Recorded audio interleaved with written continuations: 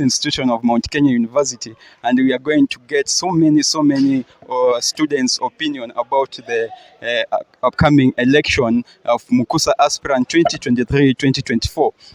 Here with me, I'm having a student at MKU. I think he can introduce himself. Niaje, bro? Poa poa. Yes, I'll just like you to introduce yourself first, and then just in brief tell us about the election, the campaign system. How is it in this institution? First of all, I'm Dominic Mulwa, student of Bachelor's in Technology in Computer and Electronic Systems. About elections, mambo yamepamba moto, lakini watu wanajikakamua vilivyo, and I see people are really doing great work. Yes, you have said that they are doing great work. Maybe if I may ask, any aspirant, presidential aspirant that you know, you can just mention for us those that you have in mind. Actually, I'm supporting someone, not a presidential candidate, but a vice president, by the name Sharon Bundi, the voice of the voiceless. The voice of the voices. Yeah. You have told us you're supporting the vice president aspirant to be the vice president of this institution. And how about the presidential docket? Are they not campaigning? They are really trying their best, and I've seen several, but not yet interacted with any one of them, because I'm really into supporting Sharon Bundi to be my VP. Okay, thank you for your information. Before we continue, just to look on the side of the election system, where the election is done online, or the system has changed. How is your opinion about that? First and foremost, I would like to recognize that it's a good step that they have brought up technology in this process, and yeah, it's great. Though there are some drawbacks like hacking of the systems and some other disadvantages, but on looking on the side of advantages, they are a bit more. So I really support that electoral voting process. Yeah. According to you, is it going to be a free and fair election, or there might be some rigging within that online voting? I really trust the institution, and I trust that they are gonna make the process trustworthy. It will be honest work done by the commissioners and the board in general. Okay, thank you. I'll just maybe if I ask, are you a registered voter? Since I heard that students are registering for them to be allowed to vote in the system, are supposed to register first. I think this is the first time they're doing registration. Did you register as a voter in this institution? Yeah, I've registered as a delegate. So you are vying for a delegate. Recently, I had there was a list, short listing of delegates. How can you give your idea about that? I think the process wasn't biased.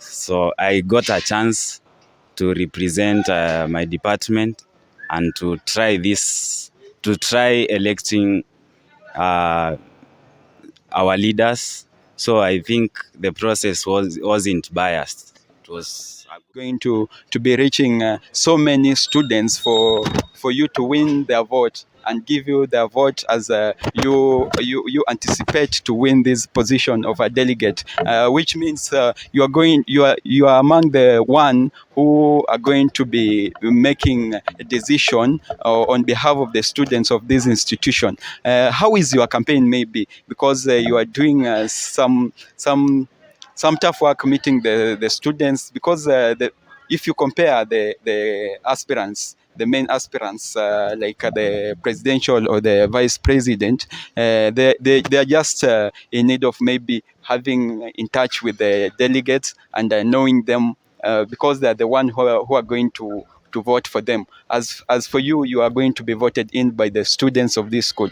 How is your campaign? Is it tough? It's really tough. Keeping in mind that nothing is so easy.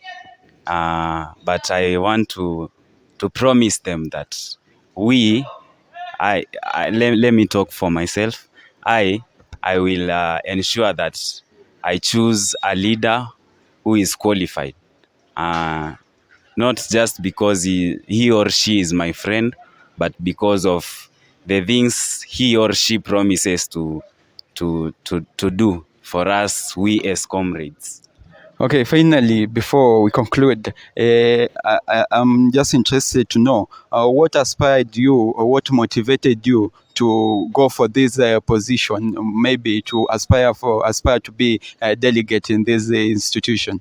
First of all, it has been a norm that people, when it comes to election, people go with popularity and some nepotism, things of the sort.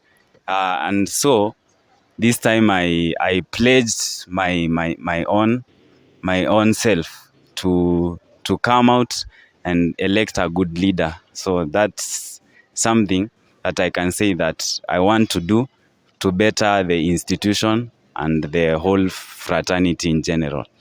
Okay, you're going to represent the students of your school, and are you going to vote the person that the students or the students in your department are in need of, or you are going to make a decision on your own? I'm gonna vote for someone we really need, somebody who is gonna work according to his or her manifesto, first of all, and somebody who can uh, do good things to us. We are tired of being given false promises, and so I guess I promise that whoever I choose will be a qualified leader. Yeah. Okay, thank you. And just in conclusion, I just like you to talk to comrades outside there and maybe request for their votes in your department. Maybe there is one or two watching you. Yeah, I would like to first and foremost thank all people who have vied for this delegate position. I would like to urge them to choose a leader, not just because he or she is their friend, but because the leader qualifies to be a leader of comrades, a leader of people, who is going to present us with our needs, who is going to be our voice in the school.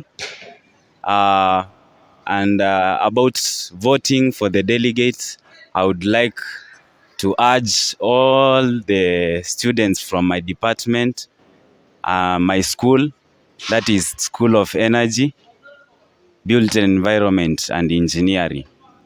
I'm Dominic Mulwa. Vote for me as a delegate, and I will represent you properly. Thank you, Mr. Dominic, and wish you success in your campaigns and in the election that are going to be held next week. Wish you success in all your campaigns. Thank you.